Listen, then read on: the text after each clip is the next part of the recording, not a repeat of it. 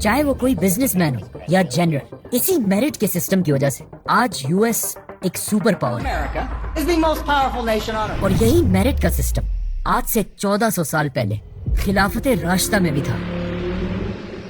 حضرت عمر رضی اللہ تعالیٰ عنہ کے آرڈرز پر بڑے صحابہ کے ایک گروپ نے خالد بن ولید کے مال کا حساب لگایا اور انہیں پتا چلا کہ خالد بن ولید کا حساب کتاب بالکل کلیئر ہے. اس سب کے بعد حضرت عمر نے خالد بن ولید سے کہا کہ خالد میرے دل میں تمہارے لیے بہت عزت ہے. لیکن پھر بھی حضرت عمر نے خالد بن ولید کو فوج سے نکال دیا اور ساتھ ہی اپنے سارے گورنرز کو یہ لیٹرز پہنچائے کہ میں نے خالد بن ولید کو کسی خیانت پر نہیں بلکہ اس بات پر فوج سے ہٹایا ہے کیونکہ اب بھی بہت سارے مسلمانوں کے دلوں میں یہ بات تھی کہ مسلمان ساری جنگیں صرف خالد بن ولید کی وجہ سے جیتتے ہیں اور میں یہ دکھانا چاہتا تھا کہ جنگیں صرف اور صرف اللہ کی مدد کی وجہ سے جیتی جاتی ہیں. خالد بن ولید اس سب کے بعد واپس شام کی طرف گئے ایز اے جنرل نہیں بلکہ ایک عام صحابی کی طرح اپنی زندگی گزارنے لگے. اب یہاں پر بہت سارے ہسٹورینز کا خیال ہے کہ حضرت عمر نے خالد بن ولید کو صرف اور صرف اپنی کچھ پرسنل دشمنی کی وجہ سے ہٹایا تھا لیکن ایسا بالکل بھی نہیں تھا کیونکہ حضرت عمر صرف خالد بن ولید کے ساتھ نہیں بلکہ اپنے ہر جنرل کو اسی طرح سختی سے ڈیل کرتے تھے تاکہ کبھی بھی کوئی جنرل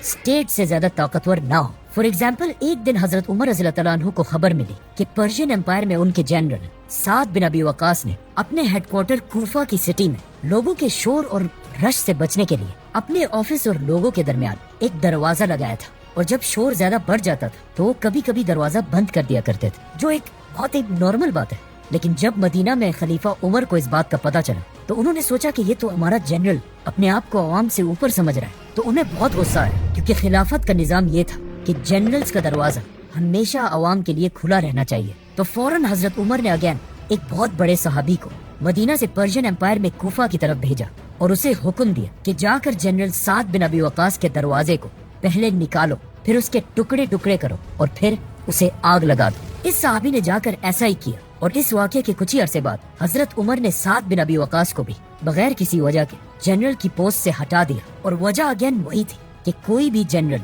مسلمانوں کی اسٹیٹ سے پاورفل نہ ہو جائے. اور اس کے بعد اگین حضرت عمر نے ایک دوسرے جنرل مغیرہ بن شعبہ کی طرف بھی لیٹر بھیجا کہ تم ذرا مدینہ ہو میرا تمہارے ساتھ ضروری کام ہے. ان شارٹ حضرت عمر رضی اللہ تعالیٰ عنہ کی خلافت میں انہوں نے اپنے کسی بھی جنرل اور گورنر کو اپنی پوسٹ پر زیادہ عرصہ رہنے نہیں دیا اور یہی حضرت عمر کی خلافت کی سب سے بڑی کوالٹی تھی. Now, خالد بن ولید تو مسلمانوں کی فوج کو چھوڑ کر چلے گئے لیکن اب فائنلی رسول اللہ صلی اللہ علیہ وسلم کی کہی ہوئی حدیث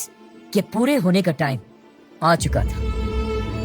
جیسے ہی مسلمان اپنی طاقت کی پیک تک پہنچے اچانک آؤٹ آف نو ویئر مسلمانوں کی اس خلافت پر دو بڑی مصیبتیں آئیں. مسلمانوں کے سیریا میں ایک بیماری طاعون آہستہ آہستہ پھیلنے لگی اور یہاں عرب میں ایک بہت بڑا قحط آیا اور اگلے 9 مہینے تک بارشیں نہ ہونے کی وجہ سے عرب کی ساری فصلیں اور کھانے پینے کی چیزیں تباہ ہو گئی اور آہستہ آہستہ حالات اتنے سخت ہوئے کہ عرب کے لوگ کھانے پینے کی چیزوں کے لیے بھی ترسنے لگے. کہ کہا جاتا ہے کہ عرب کے لوگوں کی شکلیں بالکل راکھ کی طرح بلیک ہو گئی اور اس قحط کی وجہ سے انسانوں کے ساتھ ساتھ جانوروں کے جسم بھی بالکل سوکھ گئے. اب جب عرب کے لوگ اتنی مشکل میں تھے تو ان سب کو پتا تھا کہ اب صرف ایک ہی انسان ان کی مدد کر سکتا ہے, خلیفہ عمر بن خطاب.